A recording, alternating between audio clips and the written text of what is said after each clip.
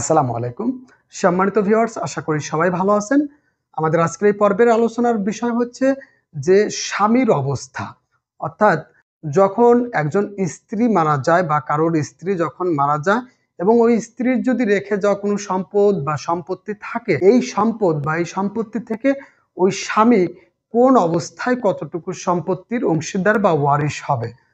তো এই যে স্বামী, এই স্বামীর কিন্তু ২ ধরনের অবস্থা রয়েছে।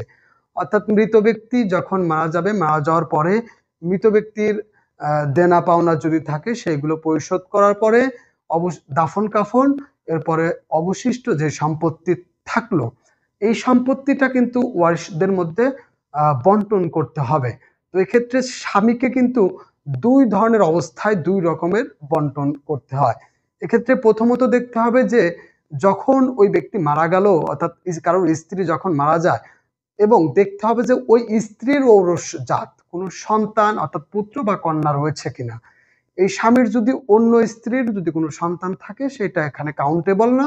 এখানে দেখতে হবে যে, যে স্ত্রী মারা গেল এই স্ত্রীর কোনো ঔরসজাত অর্থাৎ এই স্ত্রীর পেটের কোনো সন্তান রয়েছে কিনা। সেটা হতে পারে বর্তমান যিনি স্বামী রয়েছে তার এবং যিনি মারা গেল তাদের সন্তান, অথবা দেখা যাচ্ছে যে যিনি মারা গিয়েছে দেখা যাচ্ছে যে তার পূর্বে অন্য কোথাও বিয়ে হয়েছিল তার সন্তান।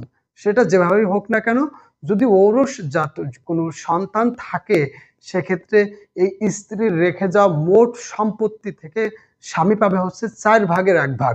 অর্থাৎ যদি রহিমা মারা যায় এবং তার যদি কোনো ঔরসজাত কোনো সন্তান থাকে সেক্ষেত্রে তার স্বামী তার রেখে যাওয়া মোট সম্পত্তির 4 ভাগের 1 ভাগ, অর্থাৎ যদি হয় 100 টাকা সেক্ষেত্রে পাবে 25 টাকা।